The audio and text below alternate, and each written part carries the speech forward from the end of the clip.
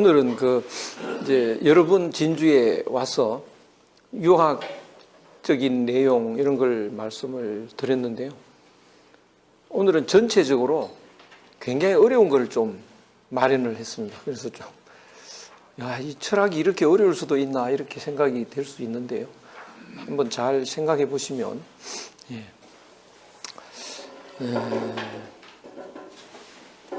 그간에 우리는 많이 속았습니다. 많이 사기를 당했는데요. 뭘 사기를 당했냐 하면 서양 사람들한테요. 서양 사람들. 이 구한말에 선비들이 이제 서양 문화가 밀려오니까 저 서양 문화 받아들이지 마라. 받아들이면 오랑캐 된다, 우리가. 짐승처럼 된다. 이렇게 당부를 했죠, 선비들이. 근데 사람들이 안 받아들였습니다. 그래서 오늘날 사람들은, 우리나라 사람들이 한국이 뒤처진 원인이 뭐냐? 대개 어떤 생각합니까? 한국이 뒤처지게 된, 일본보다 뒤처진 원인. 대부분 다 그렇게 생각합니다. 대원군의 세국정책. 그리고 그거를 이제 수구파 그러는데 그 서양을 못 받아들이게 한 선비들. 그 수구파들 때문이다. 이제 이렇게 말을 하는데 그것은 진상을 잘 모르고 하는 이야기입니다. 전에도 제가 말씀드렸는데 옆집에 깡패가 살면 우리는 선비 집안인데 그러면 이웃에 개발 바람이 불면 깡패가 먼저 달려가겠죠. 그래서 떼돈을 벌어가지고 우리 옆집에 막 아주 5배, 10배 큰 집을 지어갖고 살죠. 그래도 우리는 그거를 존중 안 합니다. 그 깡패가 돈 번 방식도 그건 아주 고약하게 벌었고, 그리고 뭐 돈 많으면 최고냐. 그거 인간이 아닌데. 그런데 길 가는 사람들은 옆집을 더 쳐다본다고요. 우리 애들, 손자들은 자꾸 옆집을 쳐다봅니다. 그게 뭐 굉장히 모든 게 앞서 있고 이러니까요. 그래서 이 선비 할아버지 말을 안 들은 겁니다. 근데 옆집하고 애들이 놀다가 우리 애가 얻어맞으면요, 선비는 야, 친구끼리 그럴 수도 있는 거지. 사이좋게 용서하고 살아라. 이런데 옆집은 그렇게 안 하거든요. 맞고 들으면 아주 작살내버립니다. 그러니까 우리 손자들이 이제 우리가 요렇게 된 거는 할아버지 교육이 나빴다. 이렇게 돼가지고요. 할아버지 교육이 유학이었죠. 그래서 유학은 나라 망친 거다. 지금도 그렇게 알고 있습니다. 우리나라 사람 대부분 다요. 여기 향교에는 이렇게 어르신들이 와 계시지만 젊은 애들은 잘 안 오려고 그럽니다. 왜 안 오려고 그러냐? 그 나라 망친 건데 그걸 우리가 왜 배웁니까? 대부분 다 그렇게 생각을 합니다. 그런데 그 옆집 깡패가 서양입니다. 서양. 그 서양이 어떤 걸 했냐? 저 미국 가서 원주민 다 죽이고요. 그걸 싹 뺏은 거죠. 그런 폭력배가 없습니다. 그건 유사일에 그렇게 나쁜 사람들이 없는데, 그렇게 제일 돈 빨리 버는 게 뭐냐? 강도하는 게 제일 빠릅니다. 돈 제일 빨리 버는 거는 이제 강도하고 그 다음에 도박인데요. 지금 서양 문화가 그 두 문화입니다. 기본적으로요. 힘 있는 사람이 지금 러시아 꼴 보면요, 힘 있는 사람은 남의 나라 쳐들어가서 빼앗는 거고요. 그 다음에 이제 도박판 벌여가지고 걷어들이는 게 이게 제일 빠른데, 이 경제학이라는 것이 요새 보면 경제학, 자본주의를 만들어가지고요. 자본주의의 꽃이 뭔지 아십니까? 그 주식시장이거든요. 주식시장 한번 보시라고요. 어떻게 되겠냐. 도박판입니다. 도박판. 도박판은 도박을 할 때 보면 누가 돈 딸까요? 판돈 많은 사람이 땁니다. 판돈 많은 사람이요. 큰 돈 가진 사람이 따게 돼 있습니다. 섰다 하다 보면요. 그러니까 전 세계 이 주식시장이 도박시장인데 미국에 돈 많은 사람들이 쓸어가는 겁니다. 그러니까 못 사는 사람들은 죽자고 일해가지고요. 그 주식시장에서 다 뺏기는 겁니다. 이게 서구 중심에 그러니까 힘 가지고 쳐들어가서 빼앗아가고 죽이고 빼앗아가고요. 그 다음에 이 도박판 열어가지고 이제 쓸어가고 이게 서양 문화인데요. 정말 나쁜 사람들이죠. 근데 우리는 굉장히 높이 받들죠. 선진국 사람들은 교양 있고 예의 잘 지키고 규칙 잘 지키고 우리나라에서도요. 제일 깍듯하게 예의 바른 사람들은 조폭입니다. 조폭. 얼마나 깍듯한지 모릅니다. 이제 이렇게 됐는데 그거를 우리 선비들은 유림들이죠. 선비들이 그걸 깨뚫어 본 겁니다. 아, 그 서구 따라가면 우리가 짐승된다고 생각했습니다. 근데 안 따라갈 수 없다. 저 발전했다. 이래가지고 이제 따라왔는데 우리도 지금 짐승 다 됐죠. 우리나라 사람도 거의 짐승 다 됐습니다. 전에는 인간미가 있었다고요. 전에는 돈 없어도요. 부잣집 앞에서 큰 소리 칩니다. 이리 오너라 이러면 이제 문 열어주고 지나가는 과객인데 하룻밤 묵어갑시다. 어서 들어오십시오. 그래서 재워주고 밥도 주고 그 다음날 보니까 남노하니까 부선도 하나 주고 이런 나라였는데 지금 그랬다가는요. 작살납니다. 그랬다가는요. 어떻게 돈 없는 사람이 돈 있는 사람한테 이리 오너라 그 큰일 날 일이죠. 요새는 그 돈 주면요 안 되는 일이 없습니다. 완전히 믿었던 친구인데도 내일 내 정인서 주겠다고 했는데 내일 재판했더니 반대말 하잖아요. 믿었던 친구인데 왜? 고전날 밤에 돈 받았거든. 인간이 아니라고요. 그래서 완전히 우리가 돈의 노예가 되는데 그건 인간이 아니죠. 짐승이죠. 우리도 그렇게 되었습니다. 이거를 구한말의 선비들이 본 겁니다. 그러니까 이 서양의 문화라고 하는 게 이게 잘못된 문화인데요. 그게 우리가 속았습니다. 그래서 오늘은 왜 속았는지, 뭐가 잘못됐는지 이런 걸 좀 말씀을 드리겠는데요. 이 진리란 뭐냐? 그러니까 오늘날 사람들은 진리를 다 잊어버린 사람들인데요. 진리가 뭔지. 그 이유가 깡패한테 이제 그 깡패 문화를 따라간 거죠, 우리가. 거기는 인간의 문화가 없는 겁니다. 그러니까 오늘날은 뭐 서양인들은 인간적인 것 같이 보이지만 그거는 다 그 위장을 하는 거죠. 그러니까 서양 사람들은 이렇게 점잖게 말을 해도요. 수 틀리면 주먹이 날라오고요. 총이 날라옵니다. 그런 문화입니다. 그래서 왜 그런 문화가 됐느냐. 그거는 기독교한테 원인이 또 좀 있었습니다. 서양이 중세에 기독교가 이제 번성을 했는데 아주 나쁜 놈들이 교회에 들어가지고 나쁜 짓을 굉장히 많이 했습니다. 만유산양을 했죠. 욕심을 마구잡이 채웁니다. 이렇게 해서 마음에 드는 게 있으면 그건 내 거라고 우기는 거예요. 이게 어떻게 당신 거냐 그러면 너 만여다. 만유산양을 해버립니다. 또 뭐 천국 가는 표를 만들어가지고요. 기차표처럼 천국행표를 만들어가지고 주는 겁니다. 너 천국 가는 표를 주고는 돈 뜯어갑니다. 난 돈 내기 싫다 그러면 이제 강제로 뺏어갑니다. 그런 짓을 하니까 사람들이 이제 교회가 싫어진 거죠. 그래서 교회를 등 돌리기 시작합니다. 교회 등 돌리면 하늘을 부정해야죠. 하느님 부정해야죠. 하느님은 우리나라 사람은 5,000년간 끊임없이 하늘을 받들어 온 사람들입니다. 우리는 아무것도 모르는 할머니도요.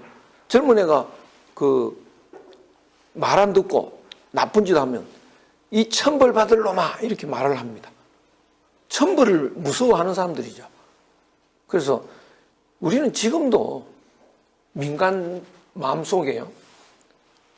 대통령은 아무나 하냐? 예. 하늘이 도와야 하지. 이런 말을 합니다. 예. 아, 이번에도 하느님이 도왔나 보다. 이런 말 하는 사람도 있고요. 그러니까 우리는 마음속에 하늘이라는 걸 늘 갖고 살았는 사람인데 서양 문화는 하늘을 부정했다고 해요. 예. 그럼 하늘을 부정하면 뭐냐? 진리는 어디서 오느냐? 하늘한테서 옵니다. 양심은 어디서 오느냐? 하늘 마음이라고요. 근데 하늘을 부정하니까 양심이 없어졌습니다. 그래서 오늘날 사람들은요, 양심이라는 걸 안 갖고 있다고요. 특히 서양 사람들, 일본 사람들 그렇습니다. 우리는 그놈들 왜 양심도 없이 독도를 가지고 남의 땅을 가지고 왜 그러냐? 너희들 양심 있냐? 이러면요, 무슨 소리인지 못 알아듣습니다. 왜 그러냐? 양심이 있는 사람한테 네 양심 없다 이러면 화를 낼 텐데요. 양심 없는 사람한테 네가 양심이 있냐 이러면 무슨 소리인지 못 알아듣죠. 오늘날 문화가 그렇습니다. 그러니까 오늘날 사람들은요, 사람 죽이는 게 예사입니다. 요새 또 뭐 남편을 죽여가지고 아주 난리가 났던데 왜 죽였을까요, 남편을요? 돈 되면 못할 짓이 없다고요. 그리고 돈 되면 뭐 죽이는데 안 걸리면 괜찮아. 증거만 없으면 됩니다. 증거만요. 이 판이 돼버렸죠. 그러니까 양심이 있으면 그런 짓 못합니다. 우리도 이제 그렇게 오랑캐 된 겁니다. 짐승이 됐죠. 이거를 이제 선비들이 말을 그렇게 우리한테 깨우쳤는데, 뭐, 우리만 그렇게 되면 이제 온 세계가 다 짐승이 돼버렸습니다. 그래서 오늘은 그러면 진짜 진리는 뭐냐? 그 진리는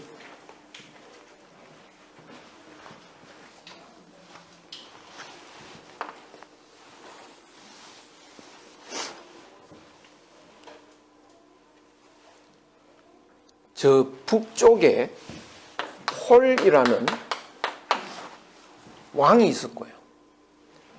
가운데 혼돈이라는 왕이 있었습니다. 이거는 홀이고 이거는 혼돈이고요.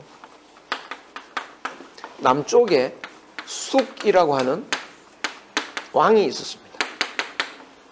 숙이라는 왕이 있었는데 이 홀하고 숙이 혼돈한테 놀러 갔습니다.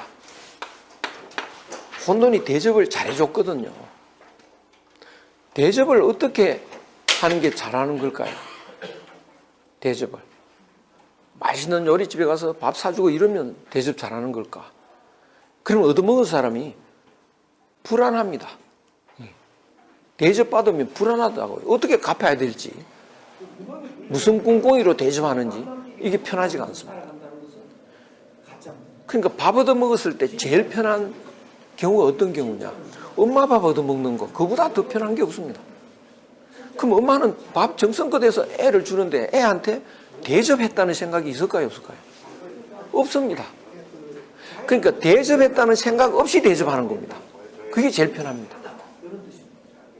그러니까 뭐 친구가 온다고 뭐 청소하고 요리하고 야단스럽게 안 하고 우리 시골에 가면 숟가락 하나 얻는 거죠. 그러면 같이 얻어먹어도요, 부담이 없습니다. 그래서 이제 이 혼돈한테 고맙지 않습니까? 홀하고 숙이 고마우니까, 대접 잘 받았으니까 은혜를 갚아야 되지 않겠냐? 은혜를. 근데 사람은 이렇게 보니까 얼굴에 구멍이 7개가 있습니다. 눈구멍 2개, 콧구멍 2개, 입 하나, 귓구멍 2개. 그걸 가지고 보고, 듣고, 말하고, 먹고, 냄새 맡고 하는 거거든요. 혼돈은 구멍이 하나도 없어요. 혼돈은. 그래서 우리가 은혜 갚으려고 구멍 뚫어주자. 하루에 한 구멍씩 뚫었습니다. 그랬더니 7일이 되는 날 구멍이 7개 뚫렸죠. 혼돈이 죽어버렸습니다. 이런 이야기가 이제 이거는 장자에 있는 이야기인데요. 장자에. 우리는 구멍이 뚫려 있으니까 우리는 어떻게 되나요? 죽어 있는 겁니다. 우리가 죽어 있다고 하면 그게 이해가 잘 안 되시겠죠? 혼돈은 구멍이 없다. 그러면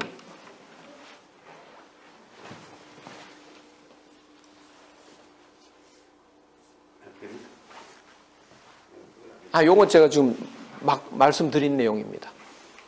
죽어버렸다. 혼돈이 죽어버렸다. 그러면 이제 이 구멍이라는 게 뭐 하는 거냐 하면 뭘 보고 듣고 하는 거죠. 그 호수에 얼음이 있는데요. 얼음 덩어리가 이렇게 떠 있죠.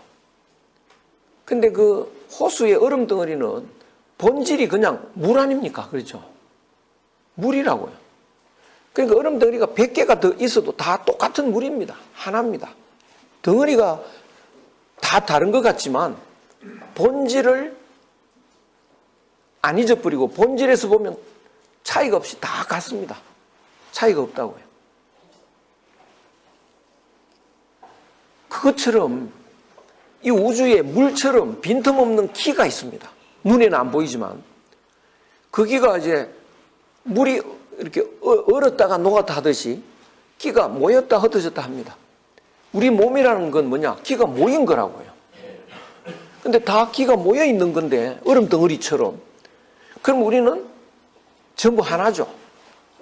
본질에서 아무 차이가 없습니다. 다 하나입니다. 근데 눈이 생기니까 보인다고요. 보이니까 하나가 아닌 것 같아.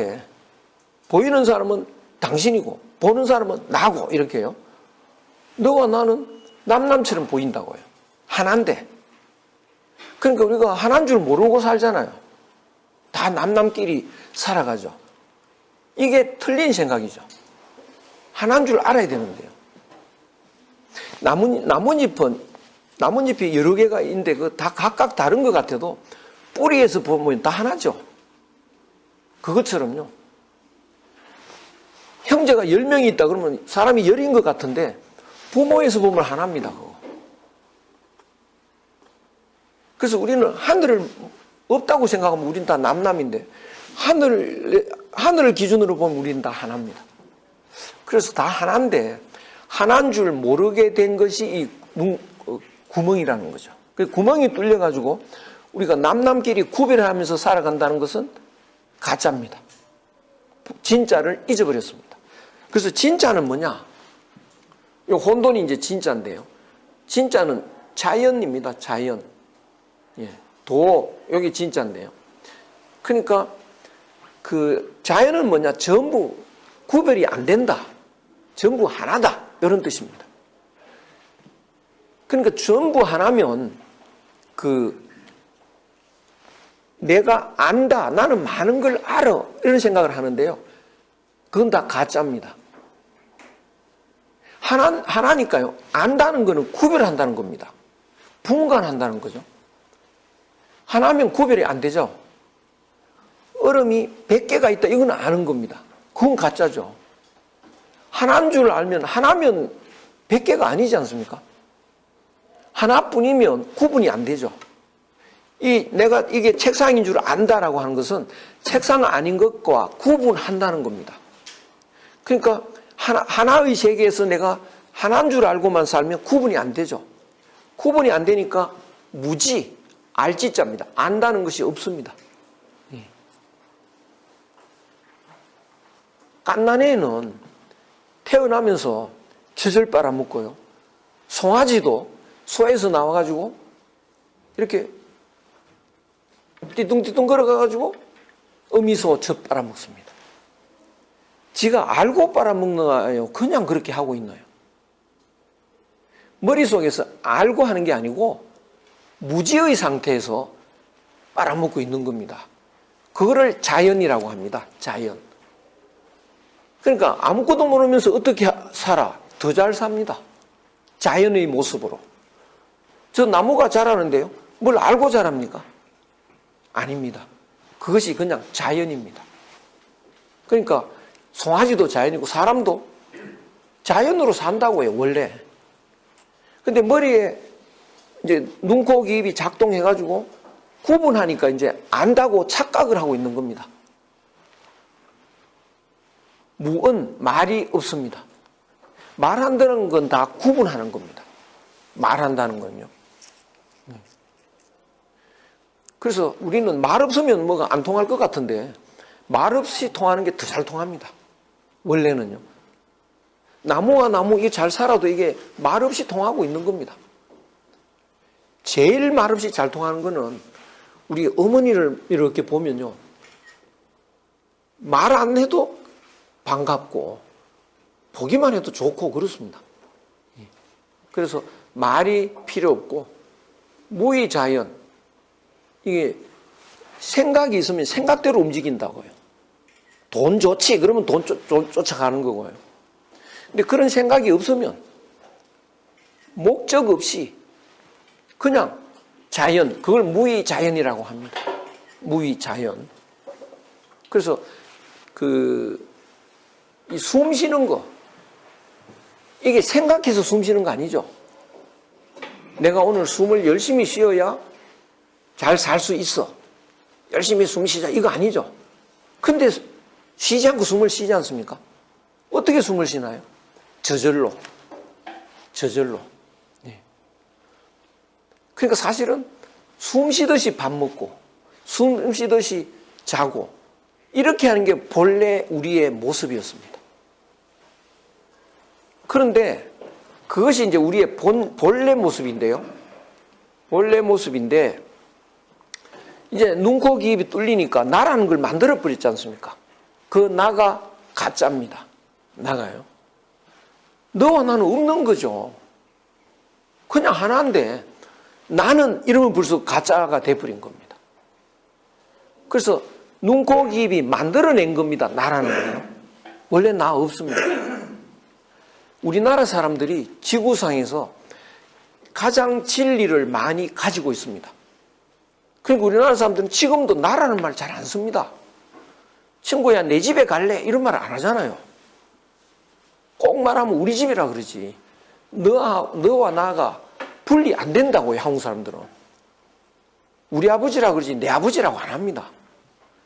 근데 영어 배우다 보니까 my father 뭐 이러니까 이제 젊은 애들은 이제 내 아버지 이렇게 말합니다. 이제. 또 유치원 선생이 그렇게 가르칩니다. 우리 아버지라고 하면 안 돼. 틀린 거야. 내 아버지라고 해라. 그러니까 점점 가짜로 만들어 간다고요. 우리나라 사람은 그래도 나라는 말을 안 쓰는 이유가 본질이 뭔지를 아는 겁니다. 그래서 그것이 본질인데 나라는 말을 써버리니까 요건 가짜인 거죠. 나라는 말을 섞으면 너도 생기고 그 사람도 생기고 만물이 생깁니다. 그러니까 원래 만물이 없고 전부 다 하나인데 인간의 요 감각기관이 분리를 한 겁니다. 자꾸 구분을 한 겁니다. 그러니까 이 만물은 사실은 저기 산이 아니고 나무가 아니고 물이 아니고 구름이 아니고 자연일 뿐인데요.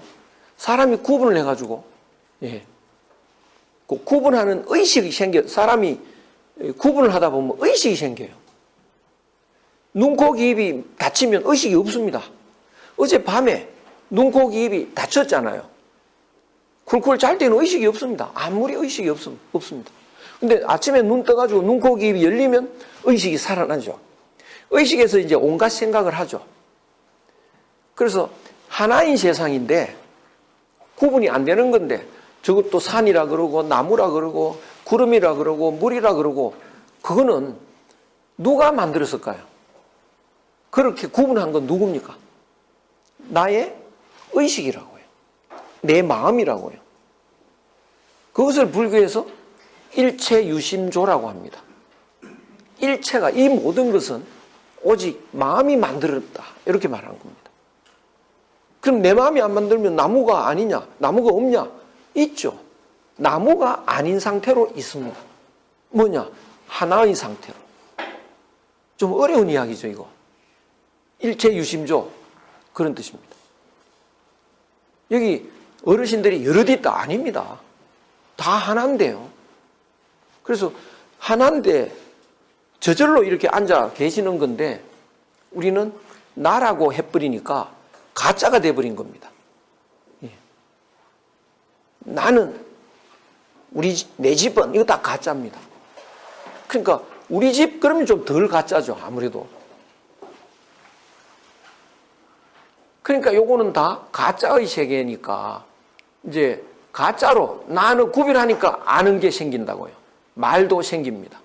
내가 내 것 챙겨야죠. 그래서 유의적인 이런 이제 삶을 살고요. 자, 내가 자연이면 태어나는 것도 자연입니다. 저절로 태어났고 저절로 늙었고 저절로 죽었으니까 차이가 하나도 없습니다. 근데 구분을 하니까 태어난 건 좋은 거고 늙은 거는 싫은 거고 죽는 거는 나쁜 거고 이렇게 구분을 하는 거지 원래는 다 하나고 이 몸뚱이는 얼음덩어리 같은 거고 그러면 얼음덩어리가 이제 녹아버리면 없어졌다 죽었다 이렇게 생각하는 건데요. 그건 본래의 상태로 돌아가는 거고 녹았다 얼었다 하는 자연의 현상입니다. 그러니까 태어났다가 늙었다 죽었다 하는 건 차이가 없이 그냥 자연 현상이죠. 죽고 사는 것이 없습니다. 자연일 뿐인데 사람이 구분을 한다고요. 사람이. 그래서 우리는 온갖 걸 구분합니다. 하늘에 솔개가 날고 연못에 잉어가 뛴다. 인간이 그러지 않습니까? 그래서 날아가는 솔개 보고 솔개시 솔개가 쳐다보지도 않습니다. 어떻게 그렇게 잘납니까? 나는 열심히 배워가지고 잘나러 그런 말 안 하겠죠. 솔개 아닙니다 그거. 그럼 뭔가요? 저절로 그러고 있는 거지. 저절로 생겼죠. 나는 거 아닙니다. 저절로 그러고 있는 겁니다. 잉어는 뭡니까? 잉어 아니죠. 저절로 그렇게 생겼죠. 솔개나 잉어나 구분이 안 됩니다. 잉어는 헤엄을 참 잘 친다. 헤엄치는 거 아니죠. 저절로 그러고 있다고요. 하늘을 나는 솔개나 연못을 헤엄치는 그 잉어나 차이가 없습니다. 구분이 안 되는 겁니다. 그러다 보니까 모든 것은 자연현상일 뿐이다. 저절로 그러고 있다. 태어나는 것도 죽는 것도 없습니다. 이 몸이 죽었다고 이제 슬퍼하는데 사실은 얼음이 녹은 거다. 그건 변화는 있습니다. 변화는 있어도 본질에서는 변화가 없습니다. 물의 상태에서는요, 변화가 없는 겁니다. 보이는 형태는 바뀌죠. 본질은 변함이 없다. 그래서 이렇게 돼 있는데, 본래 세계에서는 이것이 본래 세계인데, 나라는 것이 없는 건데, 요 나라는 것을 만들어서 사는 건 가짜다. 이걸 가상세계라고 하는데요. 오늘날 사람들은 이것만 진실이라고 말하죠. 이걸 없다고 생각합니다. 거꾸로 돼버렸죠. 진짜는 없는 거고 가짜를 진짜라고 생각합니다. 오늘 사람들은요. 이게 서양 문화의 특징입니다. 우리 선비들한테는 이런 문화가 아닙니다. 옛날 우리 선비들은 다 알고 있었습니다. 그러니까 선비들은 뭐 늙어 죽을 때요 조연하게 죽습니다. 내 생사 이치를 다 알고 있어. 슬플 일 아니야. 이렇게 조연하게. 그리고 시골에 옛날 시골 분들은 늙어서 아주 뭐 그렇게 슬퍼하지도 않고요. 가족들 모여 뭐 이래가지고 뭐 저쪽 노는 야 형이 가지고 저 아래쪽 노는 동생이 가지고 사이좋게 잘 지내 이러고 이제 가고 이러지. 막 그냥 그렇게 슬퍼하고 안 그럽니다. 근데 요새가 많이 바뀌었죠. 그러니까 요건 가짜니까 속곱장난하는 거고 꿈꾸는 거고 그런 겁니다. 진짜에서 보면요.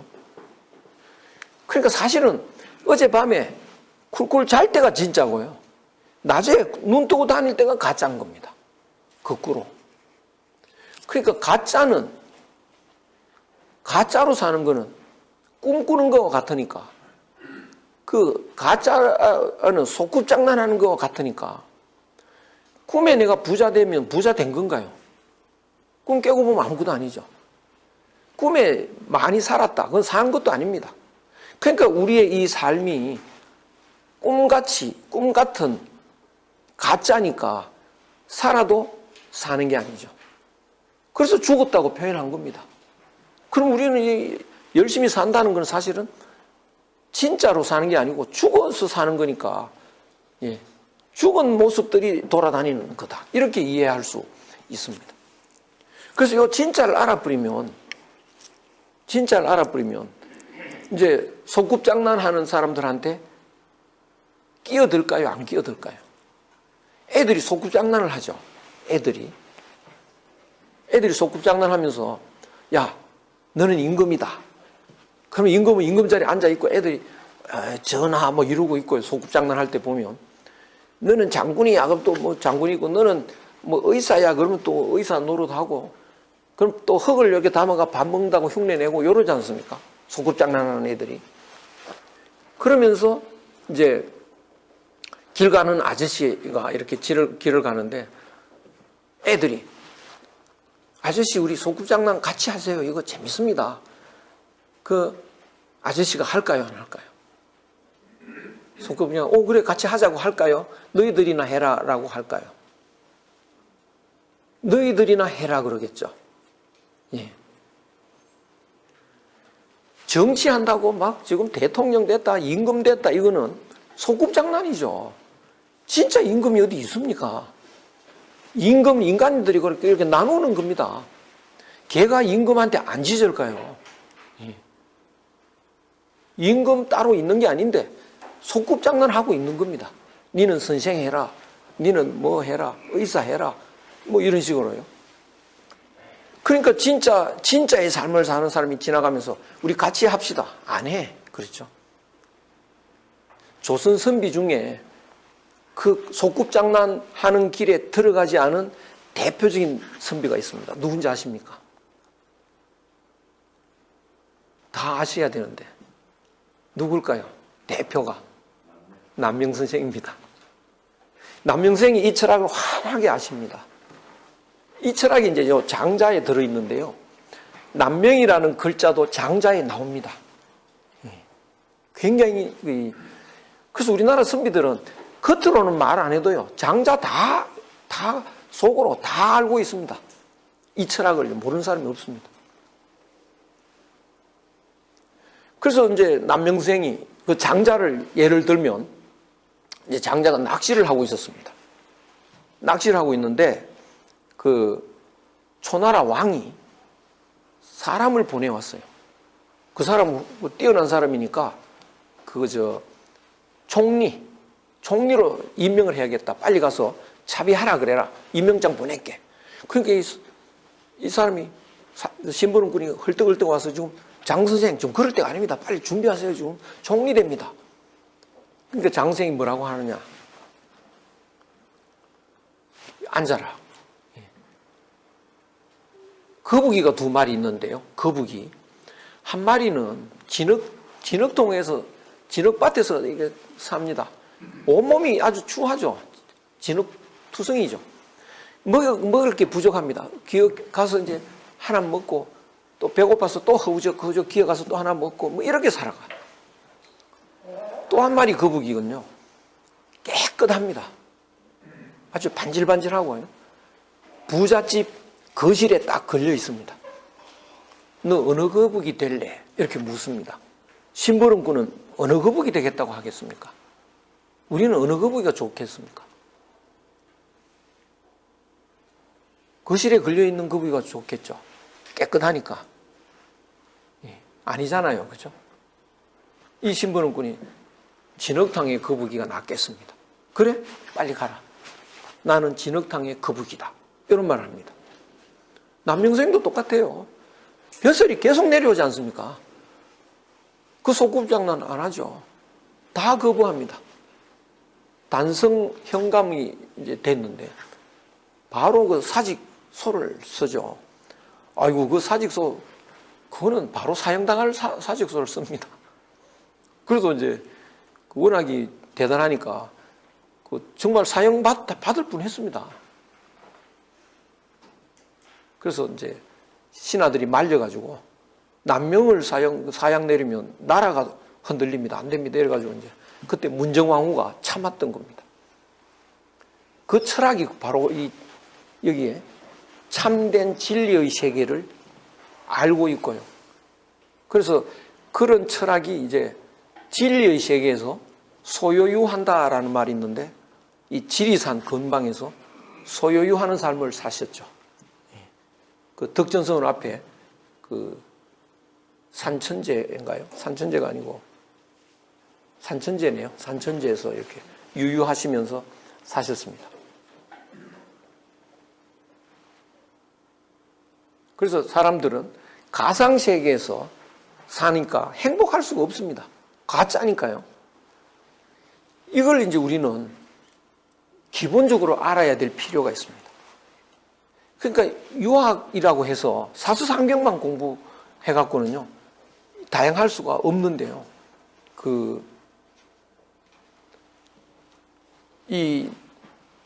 특히 남명생은 뭐 장자를 워낙에 많이 아시지만 다른 선비들도 다 알고, 세종대왕도 장자를 굉장히 많이 아십니다. 세종대왕이요. 사람들이 요 주자학 그것만 하면 그거밖에 모르는 사람들이 있습니다. 그래서 세종대왕 때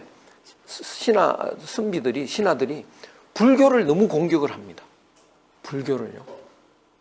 그때는 이제 승류억불이라고 해가지고 불교를 공격을 했으니까, 그래서 이제 그걸 했습니다. 성균관 유생이라 그러면 위세가 대단합니다. 그 유생들이 북한산성에 절에 있는 스님들을 두들겨 팼습니다. 그거 놀러 갔다가 언쟁이 붙어가지고요. 그거야, 그때는 뭐 중이라고도 안 했어요. 그냥 중놈들 이랬지. 유생들이 어떤 유생인데 그걸 가지고 맞아서 싸다 이래야 될 거 아닙니까? 세종대왕은 유생들을 전부 처벌을 해버렸습니다. 보통 분이 아닙니다, 세종대왕은. 그러면서 신하들이 너무 답답하니까 장자라는 책을 인쇄를 해가지고 출판을 해가지고 읽으라고 나눠줬습니다. 그래서 사실은 이 장자를 읽어야 유림이, 선비가 확 트여버립니다. 그러니까 뭐 남명생은 거리낌이 없는 겁니다. 생사 초연합니다. 그러니까 죽는 거 무서웠으면 단성, 현감, 사직소 그거 못 씁니다. 그거요. 그거 사직서 보면 문정왕후를 구중궁궐에 있는 일개 과부가 세상을 농단하고 뭐 이렇게 막 써버렸어요. 철 모르는 고아가 왕이 돼가지고 이 나라가 어지럽다 이런 식으로 썼다고요. 그거는 죽는 겁니다. 그러면 사약이 내려올 텐데 사약 죽는 거 초연합니다. 그러니까 그 임진왜란 때요, 남명 제자들이 의병 일으켜가지고 많이 죽습니다. 가서.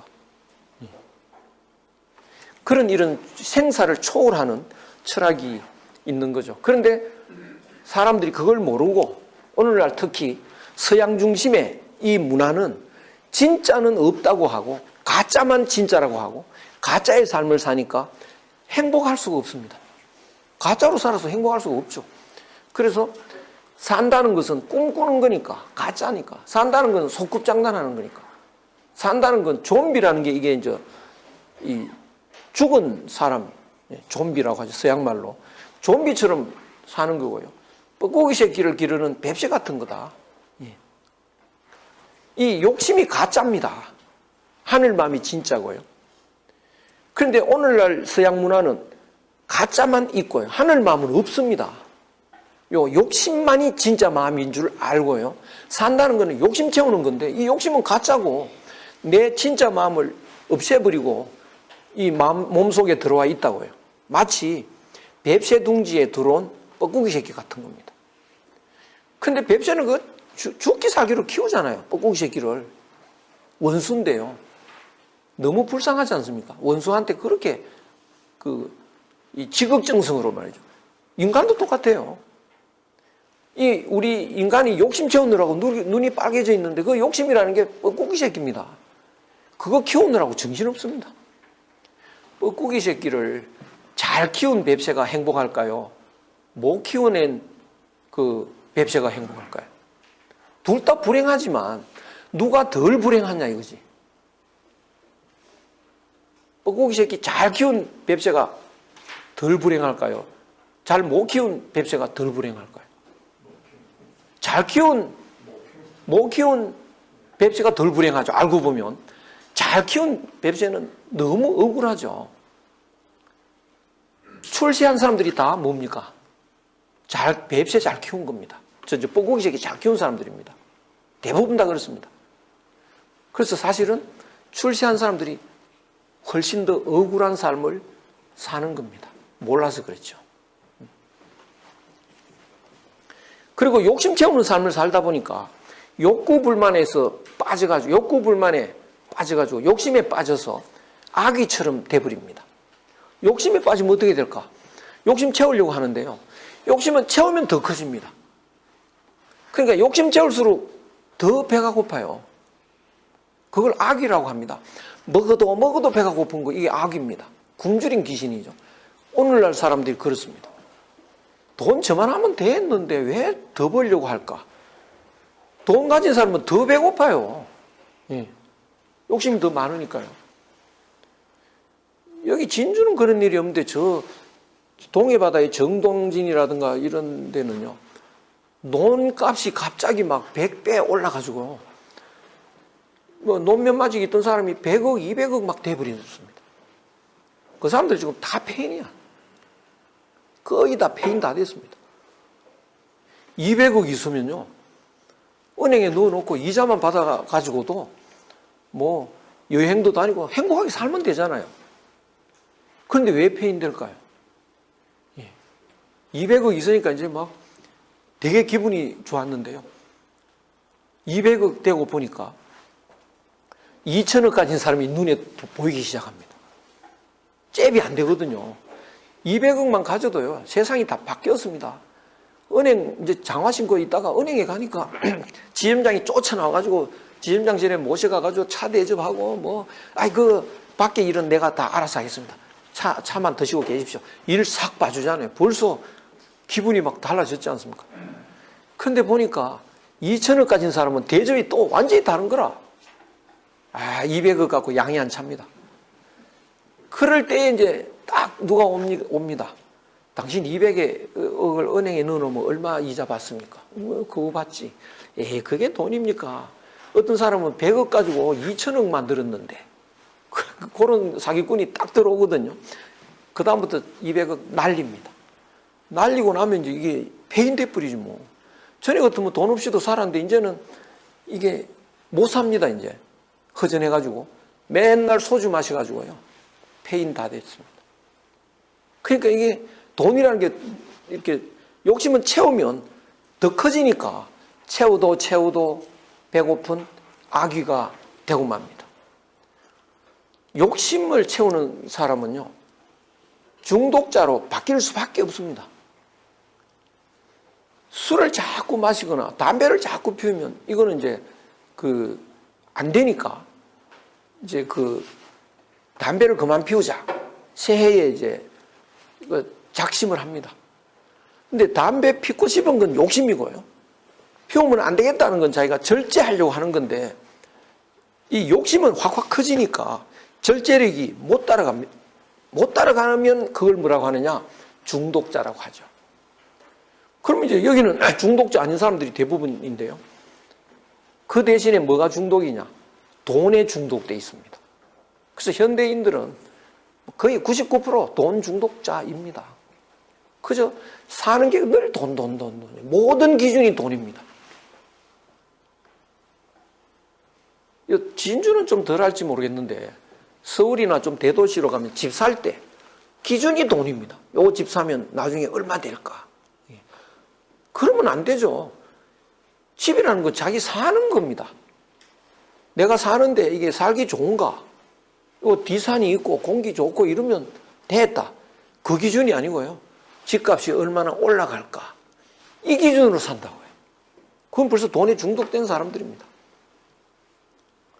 요새는 신문에 보니까 회사 사원들이 다른 회사에서 돈 좀 더 준다 그러면 간대요. 다 간대. 옛날에는 안 갔습니다. 우리 회사에 내가 의리가 있지. 이래가지고요. 그런 사람들은 그 회사가 확 잘 되면요. 나중에 큰 돈 들어오죠.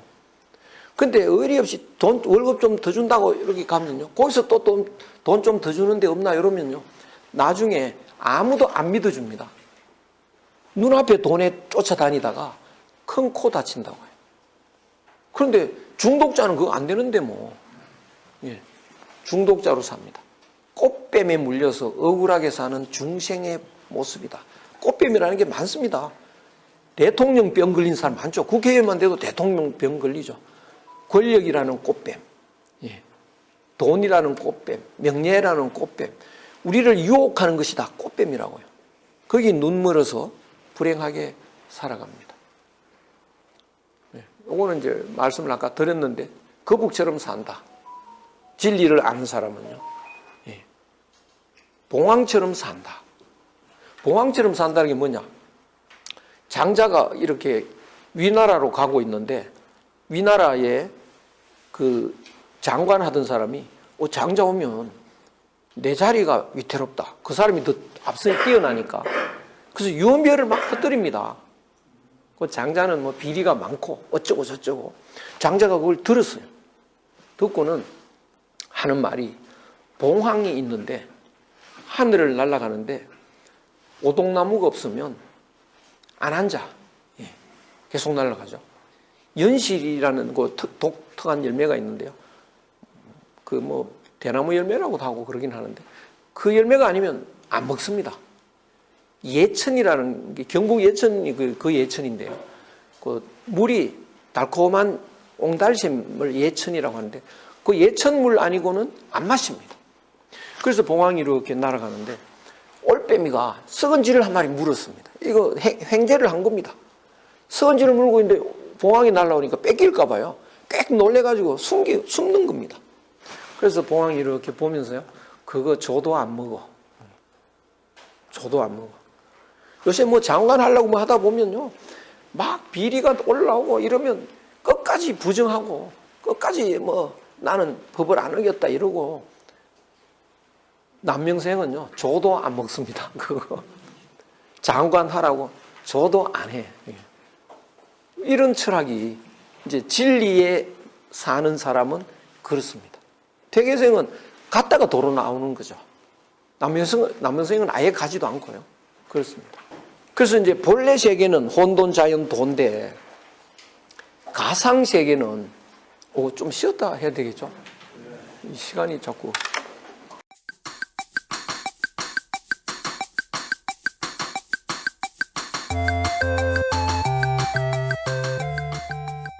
다시 또 시작을. 너무 어려운 걸 하다 보니까 시간이 모자랄 것 같은데요. 이거 너무 어렵지 않습니까? 좀 이해가 안 되시면 바로 말씀을 하십시오. 그건 말도 안 된다 이런 식으로 말씀하셔도 좋고 그게 좀 이해가 안 간다 그러면 그 말씀하셔도 좋고요. 이거 이상 어려운 건 거의 없습니다. 예? 아 그렇습니까?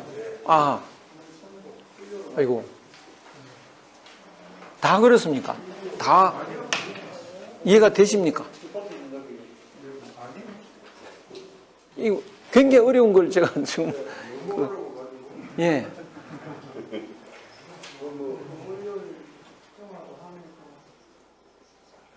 학교 많이 다녔어요. 강의 많이 들어봤는데 선생님 강의는 너무 어려워요. 이번 글은 그렇습니다. 이것이 우리가 서양식 교육을 받아가지고요. 그러니까 가짜를 진짜인 줄 알고 열심히 외워가지고 그게 빠져 있습니다.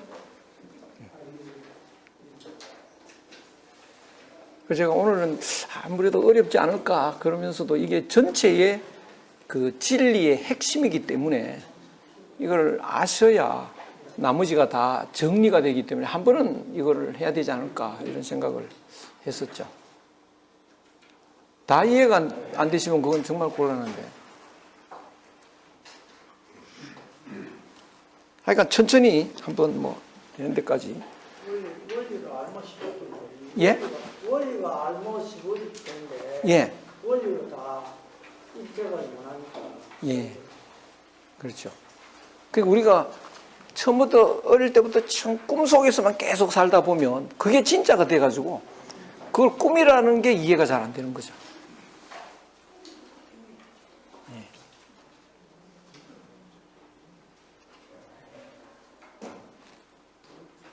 근데 어쨌든 이게 이런 철학이 가미가 돼야 유학이 이거 다 있거든요. 이 유학 안에. 그러니까 유학의 그 깊이가 이제 이해가 되는 이런 거기 때문에 그냥 그 지금 말하자면 역학 비슷한 거 아닙니까? 역학. 역학하고는 또 좀 다릅니다. 역학도 이게 연관은 되는데 이거는 이제 진리가 뭐냐? 참된 세계가 어떤 세계냐? 그 이야기를 집중적으로 지금 하고 있죠.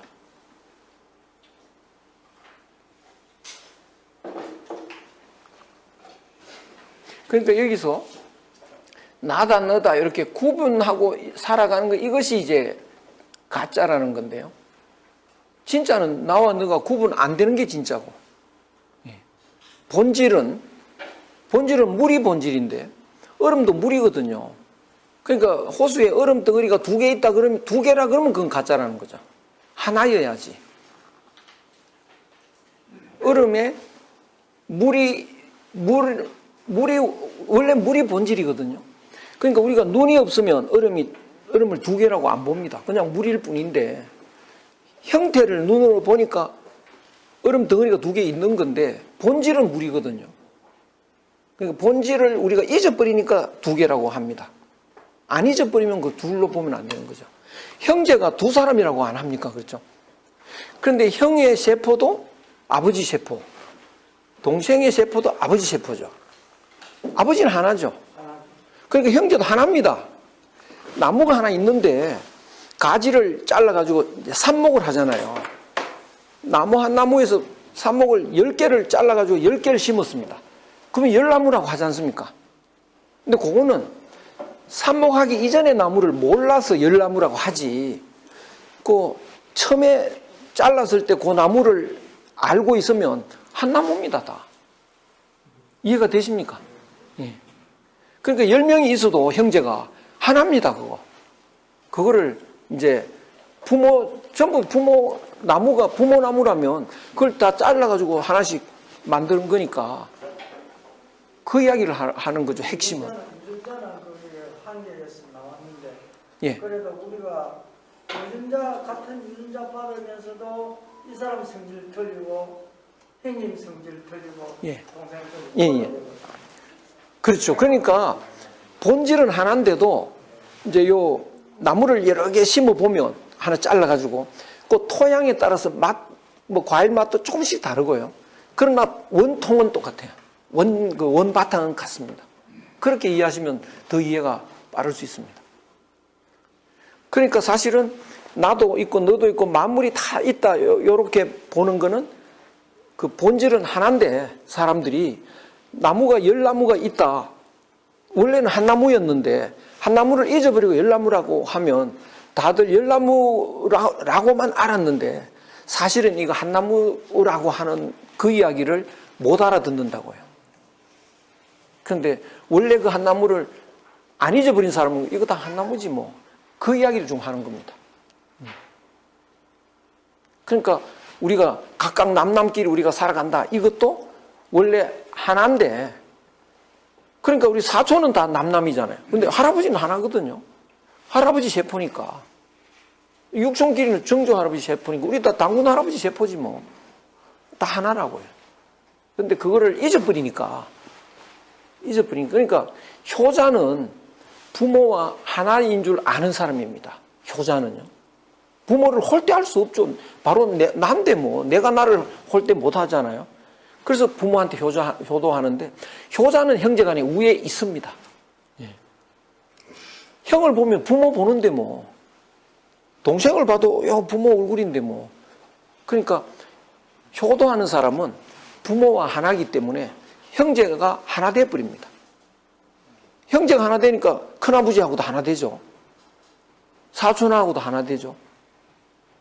자꾸 퍼져나가서요. 다 하나라는 걸 알게 됩니다. 그렇게 돼 있는데 나, 너 만물 열어버리면 이제 우리가 그걸 잊어버리고 나는 나고 너는 너잖아 이래버리면 나는 뭐가 되느냐. 하나일 때 나는 어떻습니까? 나는 하나일 때는 이렇게 예를 들어보자고요.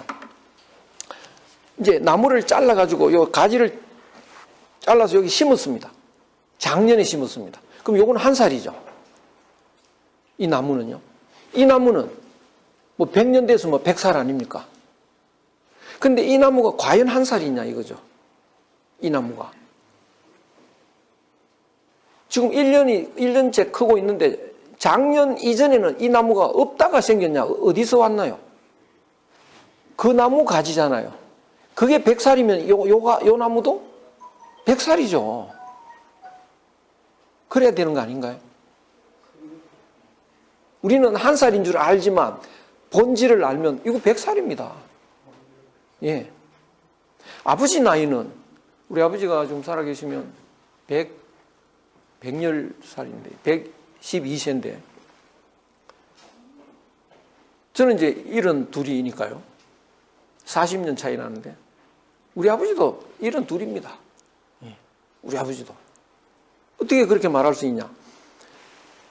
내가 태어나기 전에는 아버지 아니잖아요. 내가 태어난 순간부터 아버지라고요. 그러니까 아버지 나이는 내가 태어나면서 아버지지. 그럼 이제 내가 72년 전에 태어났다. 없던 것이 나왔을까요? 그전에도 없다가 내가 태어난 게 아니고 이 나무가 없던 게 아니고 저쪽 가지에서 잘라서 나왔지 않습니까?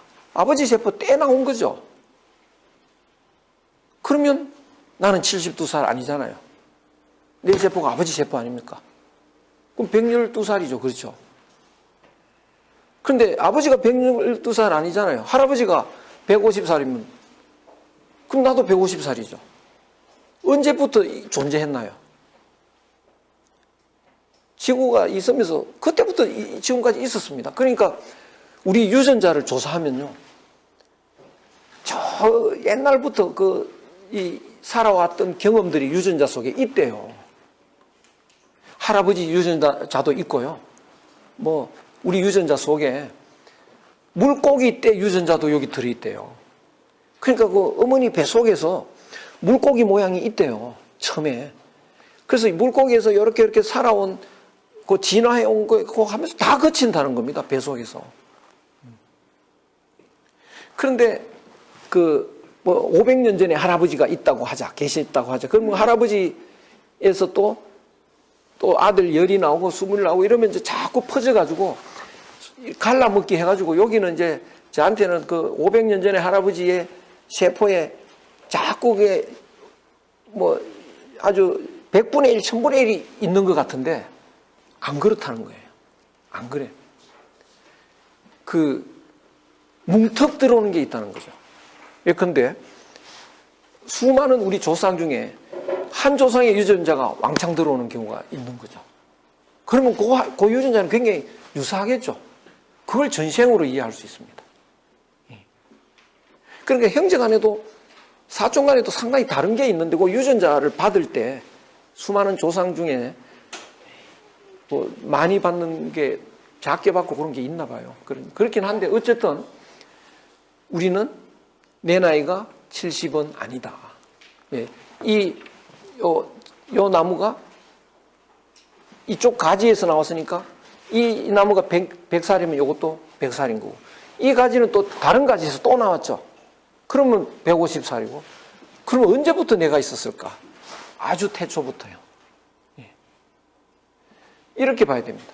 그러니까 사실은 유한한 게 아닌데 내가 태어날 때부터 나라고 하니까 그건 유한하다고요. 그래서 우리는 유한자로서 살아갑니다. 몰라서 그렇지. 다 그렇게 알고 살아갑니다. 시간적으로도 내가 유한하다. 그러면 유한자라는 것은 예컨대 나는 언제부터 언제까지 사느냐. 뭐 1951년부터 2000 몇 년까지. 요새 사람은 글 쓰면 딱 이름 나오면 갈로 해가지고 몇 년, 뭐 생년 요걸 쓰거든요.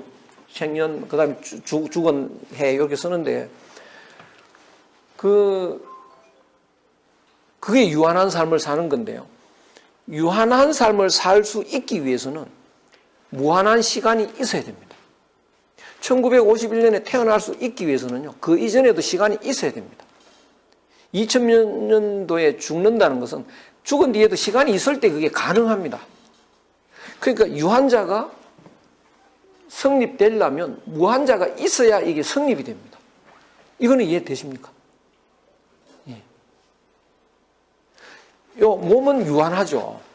이 몸이 여기 있기 위해서는 이 교실이 있어야 되죠. 강당이.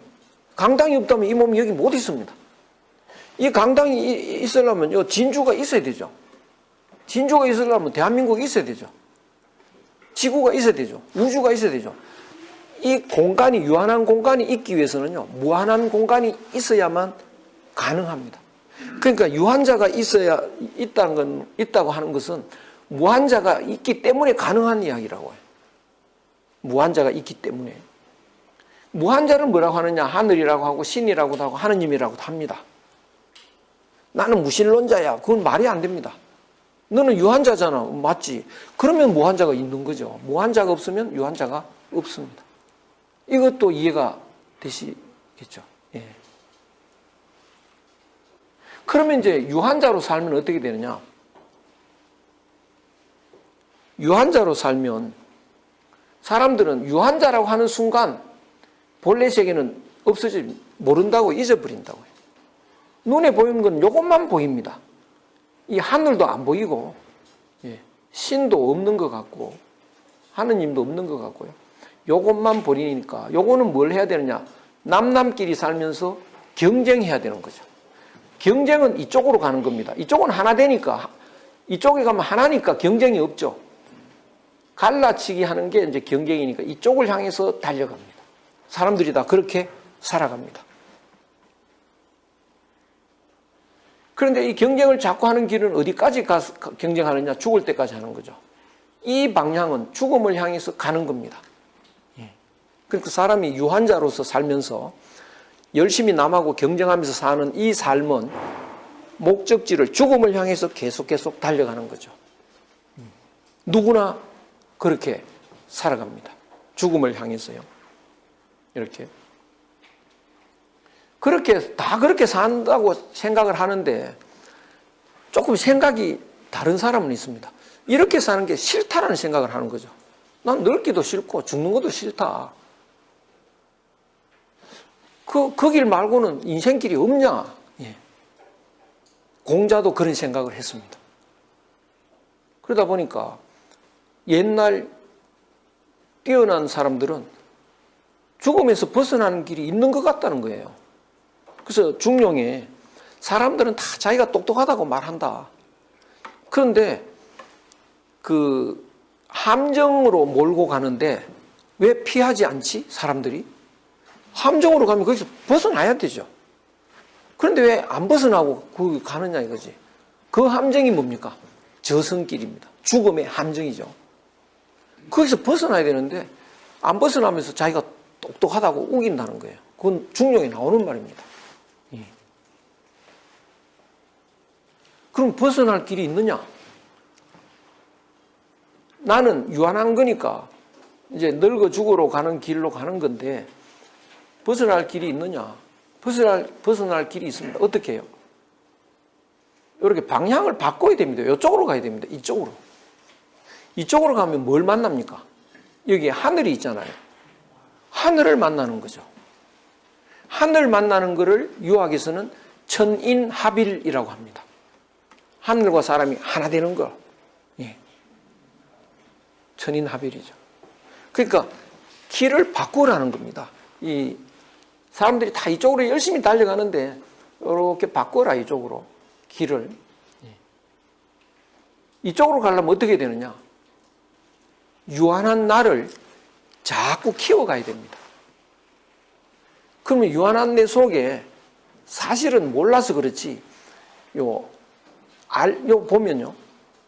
그 아버지의 요소가 여기 들어있고, 할아버지의 요소도 여기 들어있고, 지구 끝까지 옛날 막 태고쪽까지 들어있는데 그건 어디까지 가느냐? 옛날 무한한 시간부터 여기 다 들어있는데요. 하늘이 들어있습니다. 영원한 게 들어있다고요. 그러니까 우리의 마음은 아버지 마음이고 할아버지 마음이고 또 당군 할아버지 마음이고 계속 올라가면 하늘 마음까지 연결이 됩니다. 그래서 하늘 마음이 여기 들어있습니다. 이거를 이제 이니에지라고 하죠. 유학에서는요. 이 이니에지가 이렇게 밖으로 나오는데 그것을 사단이라고 하고요. 그거는 이제 욕심이 꽉 차면 그 이니에지라는 거는 하늘 마음은 정말 보일 듯 말 듯 작아져 버립니다. 욕심에 이렇게 가리워져 가지고. 그래서 예수는 그걸 뭐라고 하냐? 그 좁은 문이라고 하는데요. 그건 너무 작아 가지고 그거를 뭐 겨자씨만하다 이럽니다. 겨자씨가 뭐만 하냐면요. 우리 어릴 때 여기 석회 있지 않습니까? 이의 새끼. 우리 청도서는 시가리 그랬는데요. 서울서는 석회라 그러더라고요. 시가리. 그거만 하대요, 겨자씨가. 그러니까 하늘 마음이 그만하다는 겁니다. 욕심은 꽉 차 있고요. 그럼 어떻게 되느냐? 그 석회같이 조그마한 그 마음을 키워가야 됩니다. 자꾸 키워요. 그래서 이 몸이 풍선이면 풍선 속에 그런 그 하늘 마음이 있는데 이걸 자꾸 키우면 풍선에 바람을 자꾸 불면 이게 자꾸 커지죠. 자꾸 커지다가 어떻게 됩니까? 펑 터지잖아요. 그러면요, 풍선 안에 있을 때 유한한 존재인데 터져버리면 이제 하늘 돼버리는 거죠. 그래서 진리를 얻는다는 것은 유학은 이제 속에 있는 하늘 마음을 찾아내야 됩니다. 하늘 마음하고 욕심이 뭐가 다른지 찾아내야 됩니다. 하늘 마음은 변하지 않는 마음입니다. 욕심은 자꾸 변하는 마음이죠. 그래서 이 부부싸움 하다가 그냥 막 싸워가지고 그냥 도장 찍으러 가자 이럴 때 그게 변하는 마음인가 아닌가를 확인해 보면 변한 마음이라고요. 그전에는 서로 좋았는데 좀 싸워서 미워졌잖아요. 그거는 잠깐 미워진 겁니다. 원래는 좋은 관계라고요. 그러니까 그건 욕심인데 그럴 때 그거를 잘 보고 그래서 하늘 마음은 양심이고 변함없는 마음이고 이제 이 욕심은 이제 하늘 마음이 아닌 건데요. 그런 걸 구분해 가지고 그 하늘 마음을 자꾸 키워가야 됩니다. 자꾸 키워가지고 풍선처럼 자꾸 커지면 펑 터지면 천인 하늘과 하나 되는 겁니다. 하늘과 사람이 합일되는 거죠. 그래서 요 하늘하고 요 나하고 요 칸막이가 있는데요. 자꾸 이쪽으로 가서 이게 펑 터지는 겁니다. 펑 터지면 하늘하고 하나 되어버리는 거죠. 이런 진리로 설명하는 것이 기독교하고 유학입니다. 굉장히 비슷합니다. 기독교하고 유학이요. 그래서 맨날 기독교 가면 주여 하느님 아버지 맨날 하느님 아버지 그런데 유학에도 하늘 이야기 많이 합니다. 하늘이 나에게 덕을 줬는데 더군다나 시경 읽으면요. 성경책이랑 너무 비슷합니다. 상제 이야기하고 하늘이 이 세상을 이렇게 사랑을 해가지고 이 임금도 만들고 스승도 만들었으니까 이 임금과 스승이 하늘을 대신해서 온 세상을 이렇게 사랑을 하라 이런 이야기가 줄줄 나오는데요. 그래서 하늘을 향해 가는 것, 방향을 바꿔라 이렇게 방향을 바꿔라 이렇게요. 그래서 이 방향을 바꾸기가 굉장히 어렵습니다. 수십 년 이 방향으로 살았기 때문에 이 방향을 바꾼다는 게 굉장히 어렵습니다. 그래서 이런 향교에 오셔서요. 제일 중요한 거는 내 삶의 방향을 바꾸는 건데 이게 안 되면 효과가 별로 없습니다. 그리고 여기서 이렇게 머릿속에서 이게 그런 건가? 이렇게 머릿속으로 좀 이해하는 것은 별로 힘이 없습니다. 자기 삶을 바꿔야 됩니다. 나 이제 정말 논어도 읽고 오늘 장자 이야기가 좀 있었는데 장자도 읽고 해가지고 진실이 뭔지 좀 완전히 한번 파헤쳐 보겠다. 그렇게 가면 어렵다고요, 내용들이요. 그러니까 이제 이해되는 것만 이제 알고 끝내자 이래버리면 진실의 세계를 못 들어갑니다. 그러니까 이제 서양 사람들은 여기 나무가 10그루 있으면요. 여러분 여기 10그루의 나무가 있죠? 예. 누구나 알아듣습니다. 이게 한 그루라고 말하는 사람은 사기꾼입니다. 여러분 맞습니다. 이런다고요. 예. 그렇게 설명하는 사람이 유학자 중에 있습니다. 누군지 아십니까? 순자입니다. 순자. 그러니까 맹자는 뭐라고 하냐? 이 10그루 있어 보이죠? 진짜는 이게 한 그루입니다. 이렇게 맹자가 말한다고요. 그러니까 서로 사랑해야 됩니다. 여러분. 그런 사람들이 누구 말을 알아들을 것 같습니까? 순자 말을 알아듣죠. 그래서 맹자하고 순자가 텔레비 나와서 토론하면요. 맹자가 집니다. 그래서 춘추 전국시대 때 맹자가 졌습니다. 그래서 순자 철학으로 통일이 된 겁니다. 진시황이요. 그렇게 됐는데 왜냐? 본질은 안 보이니까. 안 보이니까 서양 사람들은 하늘을 부정하니까 말이 귀에 속속 들어옵니다. 예. 나무 가꿀 때도 어떻게 가꾸느냐? 과일나무 가꿀 때도요. 여러분 여기 벌레가 와서 과일을 파먹고 있죠? 누구나. 예. 그러죠.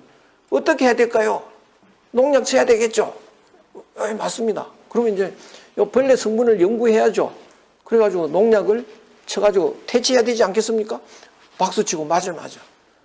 그러면 이제 다른 벌레가 또 오죠. 그럼 또 요 벌레는 요런 성분이 있으니까 요런 약을 만들어서 또 쳐야 되겠죠. 또 요 벌레가 요렇게 돼. 이러니까 이제 농약 치다가 볼일 다 보는 거죠. 그러다 보면 뭐가 어떻게 되냐? 뿌리를 안 가꿨다고요. 농약 뿌리다가. 그러면 그다음부터는 어떤 농약을 쳐도 이제 안 들을 때가 옵니다. 그런데 맹자는 와가지고 여러분 여기 벌레가 와서 먹고 있지 않습니까? 근본 원인은요. 뿌리가 약해서 그렇습니다. 뿌리부터 가꾸시지요. 못 알아듣습니다. 뿌리는 안 보이니까요. 그래서 순자가 이기는 거죠. 그래서 이제 그 구한말의 선비가 서양 문화가 들어오니까 그 짐승된다라고 한 것이 뿌리 가꿀 줄을 모른다는 거예요. 서양 문화는. 그걸 이제 깨우친 겁니다. 그래서 뿌리가 없다고 생각하니까 이쪽은 없다고 생각하니까 이건 없다고 생각하니까 제가 이거 희미하게 그렸습니다. 이렇게 희미하게 없다고 생각하니까 요것만 있다고 생각하니까 이쪽으로만 가는 거죠. 근데 이게 있다고 알면 이쪽으로 갈 바보가 없습니다. 이쪽으로 가야죠. 이쪽으로. 예. 그래서 이거를 계속 생각해야 됩니다. 진짜요? 내가 행복한가? 그래서 우리는 나도 이제 몇 년 더 살까? 뭐 이런 생각하지 않습니까? 잘못된 생각입니다. 그러면 어떻게 해요? 얼마 더 살까가 아니고 안 죽는 길을 찾아내야죠. 그렇죠? 안 죽는 길을요. 에이 설마 그 보조국사 진울 있습니다. 진울 보조국사가 안 죽는다고 그래버렸어요. 사람 안 죽어. 그러니까 제자가 선생님, 스님, 왜? 헛소리 좀 하지 마십시오. 부처님도 돌아가셨고, 달마도 돌아가시고, 중국의 조주도 돌아가시고, 해능도 돌아가셨는데 무슨 소리 합니까? 그러니까, 눈병 들은 사람이 꽃이 막 날아다녀요. 요새는 뭐 모기가 날아다니기도 하고요. 그런데 눈병 안 든 사람 보면 그거 없거든요. 꽃이 없다. 근데 눈병 들은 사람이 믿을까요? 안 믿을까요? 안 믿죠. 있는데 왜 없다고 합니까? 암만 설명해도 는 못 알아들어. 언제 알아들을까요? 눈병이 나을 때. 그러니까 계속 연구해가지고 눈병이 나야 이제 없다는 걸 아는 거죠. 죽는 일 없다 그러면요. 미친놈이라고 하겠죠. 눈병이 있는 겁니다.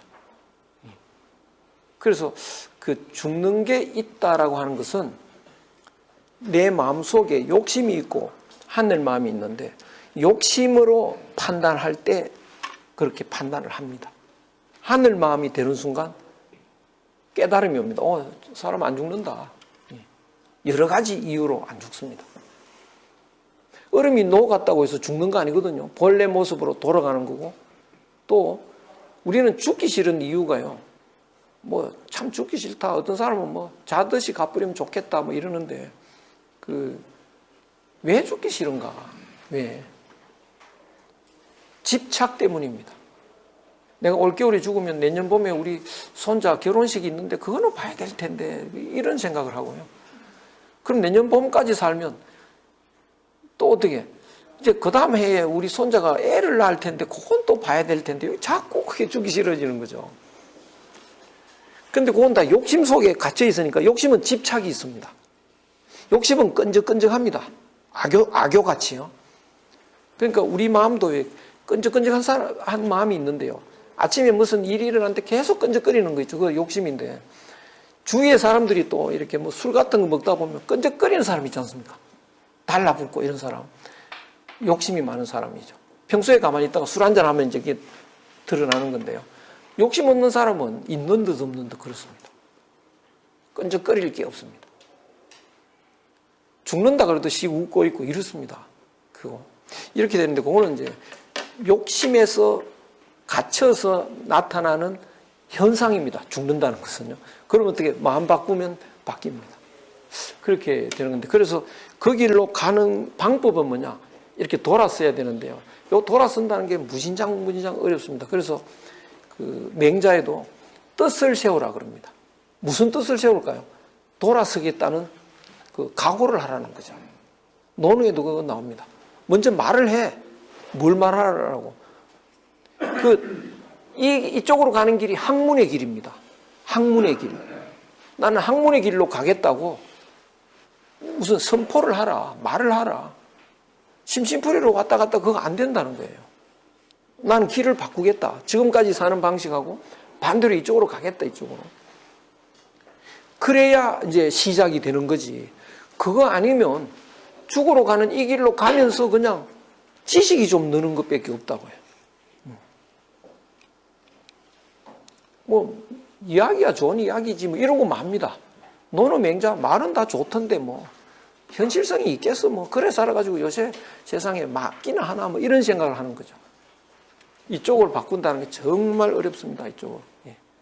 이걸 이제 불교에서는 초발심이라 그러는데요. 초발심. 처음에 발심을 해야 됩니다.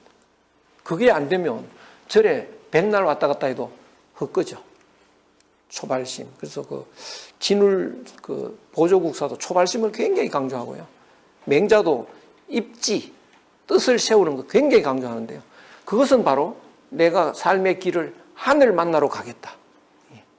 천인합의를 목표로 하겠다. 그 목표를 확실히 하는 겁니다. 그러면 이제 이쪽으로 가죠, 이쪽으로. 그런데 그 유한자를 해결하는 방법이 또 하나 있습니다. 뭐냐면 풍선이 이게 유한한 그 풍선 속에 유한한 공기가 있는데요. 이걸 무한하게 무한으로 가려면 터뜨리면 되는데 안 터뜨리고도 공기를 빼버리면 되잖아요. 공기를 빼버리면 나와 하늘은 늘 함께 있습니다. 하느님 나이도 내 나이하고 똑같습니다. 왜냐? 내가 태어나기 전에는 하느님 아니었다고요. 나라는 피조물이 있으니까 창조주가 있는 거지. 그럼 나가 태어나기 전에는 나는 하늘과 어떤 관계였냐? 한 몸으로 있었다고요. 부모처럼. 그 하느님 아버지 맨날 그러는데요. 하늘과 내가 하나였습니다. 하늘이 대자연입니다. 자연의 모습이었다가 분리돼 나온 거죠. 내가 분리돼 나오니까 자연이 모습이 아니고 하늘이 된 겁니다. 이렇게요. 그래서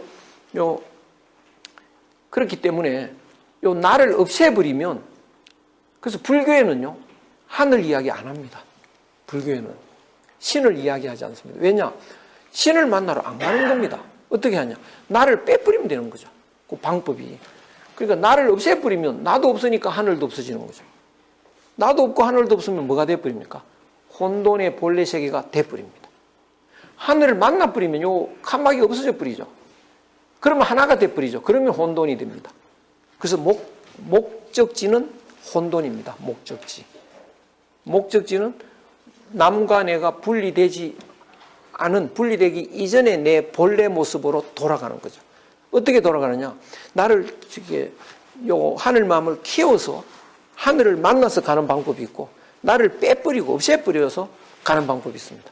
그래서 그 없애고 가는 방법이 불교식이고 채워서 키워서 터뜨리는 것이 이제 도가 터졌다는 도 터졌다 이러면요 터뜨리는 거죠. 그것이 이제 유학이고 기독교고 그렇습니다.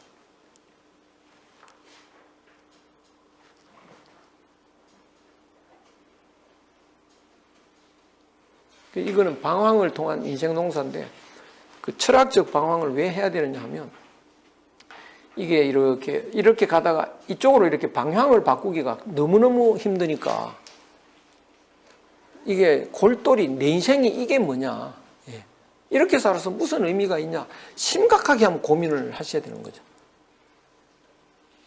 이렇게 꼼짝없이 늙어가고 꼼짝없이 죽어가는 이래도 나는 만족할 수 있느냐 죽는 그 순간에 나는 행복했다 정말 잘 살았다라고 할 수 있느냐 암만 생각해도 그렇게 못하겠다 불행으로 인생 끝나겠다 그러면 이렇게 살면 안 되죠. 그럼 어떻게 살아야 되느냐 심각하게 한번 고민을 해야 됩니다. 그래야 방향이 바뀌지 그냥은 안 됩니다. 그래서 고민하고 인생이 이게 아닌데 라고 생각하다가 논어를 읽으면 공자를 만나잖아요. 바로 구세주입니다. 불경 읽어도 됩니다. 그러면 예수를 석가모니 만나죠. 성경책 펴도 구세주 만납니다. 그러면 이제 구세주가 뭘 인도하느냐 삶의 방향을 바꾸라고 자꾸 깨우치는 거죠. 그럴 때 논을 읽으면 귀에 속속 들어오기 시작합니다. 그냥 내가 그런 심각한 고민이 없이 그냥 하던 대로 살아가면 뭐 말이야 좋은 말 같지 뭐 이렇게 느껴지지 이게 이렇게 막 내 생명수 같이 오질 않습니다.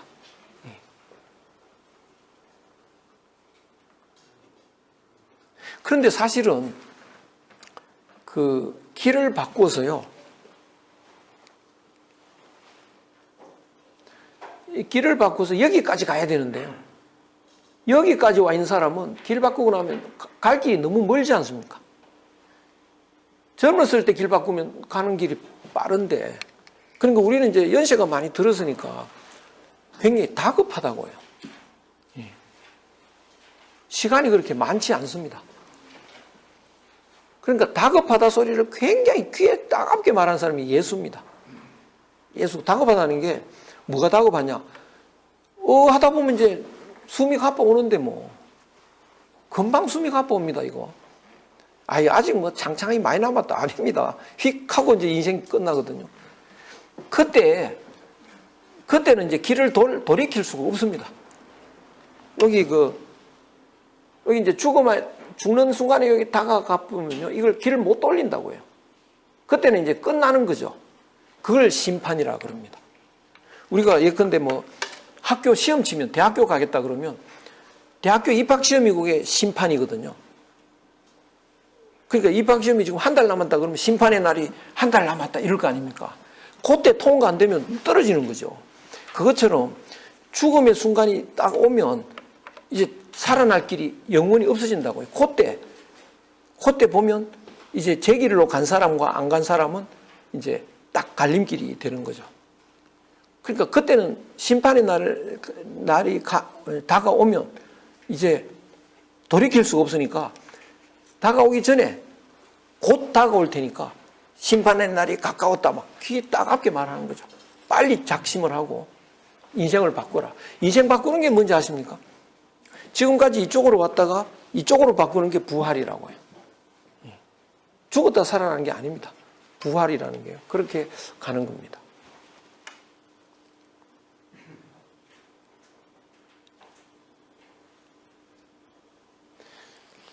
그러면 유학은 이제 어떻게 해야 되느냐? 마음을 잘 들여다보면 이렇게 되어 있습니다. 하늘 마음이 있는데 하늘 마음이 이렇게 내려와서 내 마음 속에 착한 마음, 본심, 양심 여기 되어 있고요. 이렇게 하늘 마음이 내려다가 내 거 챙기는 계산에 의해서 욕심이 생겨버립니다. 사람 마음이 두 마음이 생깁니다. 이걸 잘 하시면 어떻게 하면 내가 그 길을 바꾸어서 하늘에 도달한다는 것은 저 하늘 위로 올라가는 게 아니고요. 내 마음 속에 하늘 마음으로 채운다는 겁니다. 천인합일이라는 것은 내 마음 속을 하늘 마음으로 꽉 채우는 거, 그겁니다. 그러면 어떻게 해야 되느냐? 욕심을 없애면 되는 거죠. 그래서 진리라는 건 아주 마음속에서 이루어지는 건데요. 욕심 없애고 하늘 마음을 꽉 채우는 거. 예. 뱁새라면 뻐꾸기 새끼 끄집어내버리고 지 새끼 그거 키우는 거 그거하고 똑같습니다.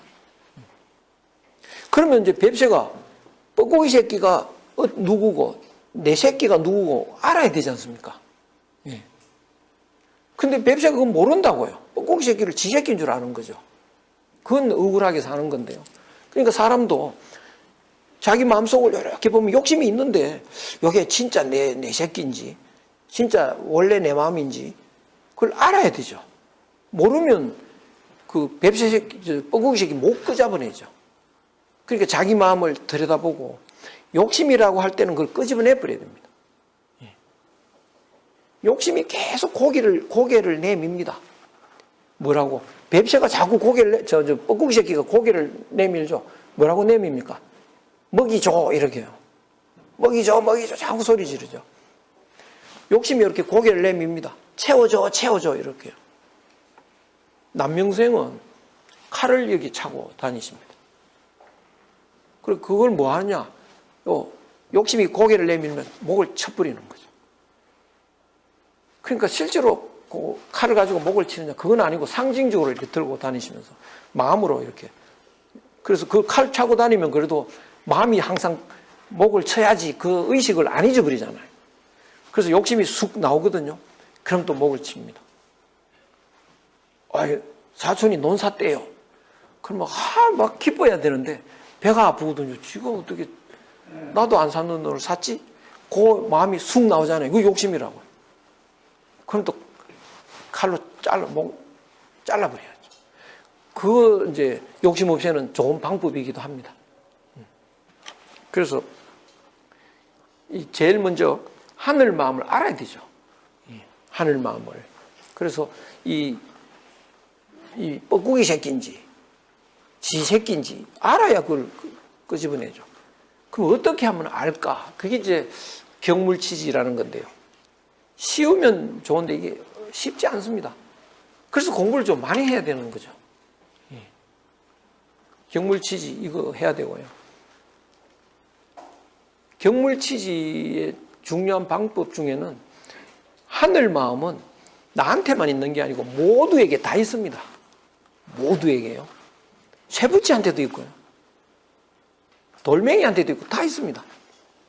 쇠붙이가 이렇게 있으면 N 극하고 S 극은 이렇게 달라붙고요.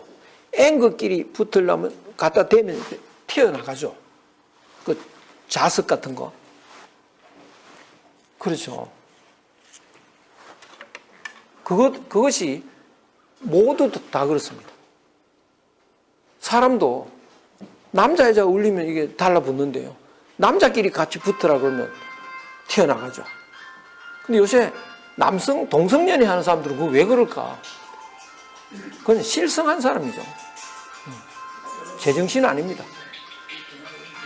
그걸 뭐 인정하자, 뭐 결혼식도 허락하자, 그 황당한 사람들이 하는 이야기인데요. 요새 그런 말 하면 욕하는 사람 많을 겁니다. 그래서 그 논을 읽을 때도 논을 보면 군자는 이렇고 소인은 이렇다. 설명이 굉장히 많이 나옵니다. 이게 무슨 소리냐? 군자는 이렇다는 거는 하늘 마음으로 산다는 거죠. 그래서 그걸 설명을 듣고 이게 하늘 마음이구나. 소인은 이렇다. 소인은 여기 욕심이구나. 그런 걸 읽으면서 이제 자기 마음을 들여다봐야죠.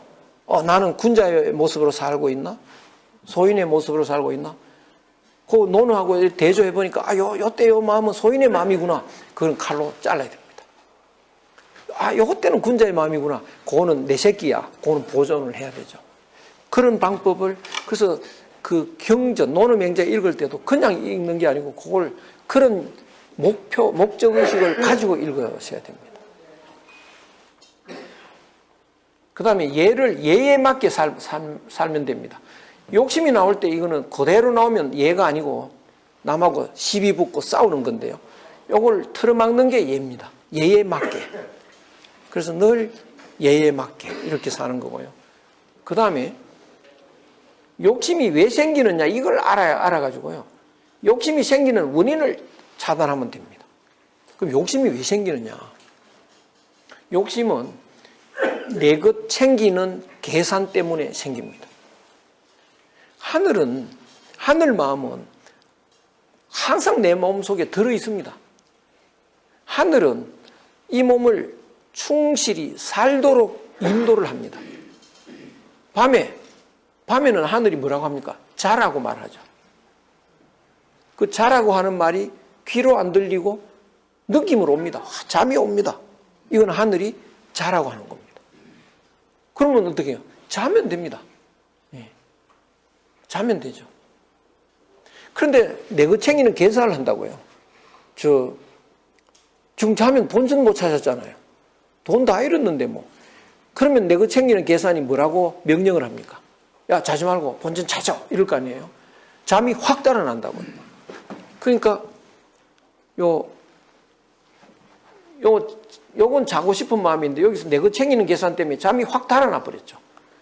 자고 싶은 마음이 먼저 생겼습니다. 자기 싫은 마음은 두 번째 생겼습니다.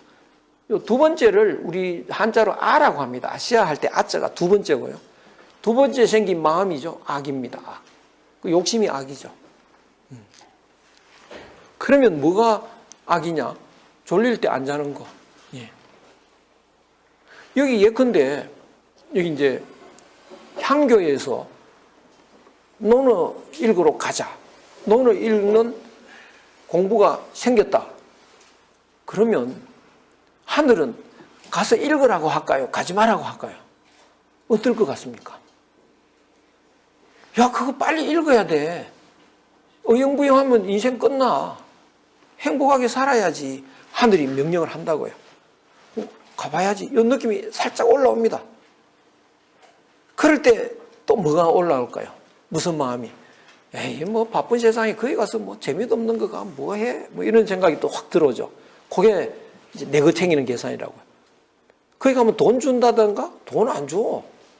오히려 내야 될지도 몰라. 또 내 것 챙기는 계산 들어가니까 그런데 내가 왜 가지? 이런 계산이 자꾸 들어옵니다. 그 계산이 바로 욕심으로 돼버리죠. 그래서 이게 참 어렵습니다. 그래서 매사에 계속 내 것 챙기는 계산이 들어갑니다. 친구가 찾아오면 어떤 생각이 들까요? 반가? 이러다가 돈 꾸러 왔나? 이 생각이 든다고요. 그 계산이 싹 들어와요. 에이, 안 만났으면 좋겠다. 친구가 이렇게 지나가면 반가운 친구네 이러다가 에이, 만나봐야 또 내 밥 사줘야 되고 뭐. 아이, 그냥 가자. 이렇게. 그러니까 두 마음이 딱 항상 그렇습니다, 사람이요. 그래서 처음에 나온 마음, 그거를 따라가야 되는데, 계산하면 벌써 딴 짓을 하게 되죠. 그거를 뭐라고 하느냐? 성의라고 합니다, 성의. 그 처음에 생긴 뜻, 그걸 성실하게 끌고 가야 되는데, 내 것 챙기는 계산이 들어가면 딱 딴 마음이 들어가잖아요. 그게 욕심이라고. 그걸 깨야 됩니다. 그러니까 우리가 요새는 이제 많이 바뀌었는데 우리는 어릴 때만 해도 그 기차 같은 거 타고 가면 뭐 먹는 거 사과 이런 거 먹으면 이제 준다고 옆 사람한테 이거 하나 드십시오. 그러면 아이 전 됐습니다. 성의를 무시하십니까? 이런다고요. 그러면 또 예 먹겠습니다. 이렇게 이게 이제 성의라고 하는 건데 요새는 성의가 없어가지고 아예 안 주죠. 줘도 또 안 받아 먹습니다. 요새는 이렇게 되는데 요 세 가지가 기본입니다. 그래서 이게 처음에 내가 하늘 마음을 챙겨야지. 하늘 마음이 챙기면 이제 세상이 바뀌는 거야. 그게 진리가 있다. 그 목표로 그 생각을 가지고 살면서 늘 계산에 의해 가지고 욕심이 꿈틀거리면 자르고요. 그래서 계산을 안 하는 이게 명상법이 굉장히 좋은데 남명생 명상을 굉장히 많이 하십니다. 남명생이에요. 남명생 그 아드님이 있습니다. 조임도라고 있는데요. 밤에 계속 명상을 하고 밤낮으로 명상을 하십니다. 벼슬도 안 하고. 그래서 우리도 하셔야 됩니다. 명상을. 그래서 여기서 명상법 같은 거는 거의 없는데요. 정좌라고 해서요. 굉장히 많이 합니다. 가만히 앉아서요. 그래서 명상을 한번 해보셔야 됩니다. 그래서 좀 조용한 방에서 이렇게 편안하게 앉으시면 됩니다. 이 의자에 앉아도 좋고요. 편안한 자세로 앉아서 이렇게 어깨 힘 쭉 빼고 편하게 앉아서 이제 계산, 아무 생각이 없는 무념무상으로 가면 좋은데 잡생각이 계속 납니다. 잡생각이요. 그럴 때 뭐 숫자를 세어도 됩니다. 하나, 둘. 잡생각 없애려고. 호흡을 이렇게 숨이 나가는구나, 들어가는구나. 거기에 집중을 해도 되고요. 그러다 보면 마음이 착 가라앉습니다. 그래도 자꾸 생각이 나면, 잡생각이 나면 한 30분 앉아서 가만히 있으면요. 마음이 쫙 가라앉으면요. 굉장히 기분이 좋아집니다. 그러면서 건강도 해지고요. 정신도 맑아지고, 기가 새로워집니다. 멍해지면 이게 자꾸 노인성, 이게 병이 생기고 이러는데요. 굉장히 도움이 됩니다. 그런 걸 안 하시고 행복해지려고 하면 안 되는 거죠. 노력을 하셔야 됩니다. 이 팔이 하나 다쳐도 이거 노력을 많이 해야 되는데, 수십 년 마음을 다쳤거든요. 노력을 해야죠. 그런데 그 노력하면 행복해집니다, 또. 그래서 논을 읽어도 다시 또 이렇게 읽으시면서 그 공자 말씀을 새겨보고, 나도 그렇게 살아야지. 그리고 이 욕심이 꿈틀거리면 그걸 없애버리고, 이런 삶도 바뀌어야 되고, 논어도 읽으셔야 되고, 명상도 하셔야 되고, 이런 노력 없이는 행복이 오질 않습니다. 맨입으로는 안 됩니다. 그래서 오늘은 그 전에와 달리 그 진리의 핵심 중에 핵심을 말씀드렸는데, 이 짧은 시간에 너무 어려워서 걱정을 많이 하긴 했는데요. 최대한 잘 한번 이 생각을 하시고, 바뀌지 않고는 되는 일이 없다. 그래서 좀 삶을, 지금까지 사는 방식을 좀 바꾸도록 한번 잘 생각을 해 보시고요. 예. 그렇게 열심히 하셔야 젊은 사람보다 100배 더 해야죠. 젊은 사람은 아직 시간이 많은데 우리는 짧으니까요. 예. 그렇게 좀 바뀌시기를 부탁드리고요. 마치겠습니다. 아이고, 수고 많으셨습니다.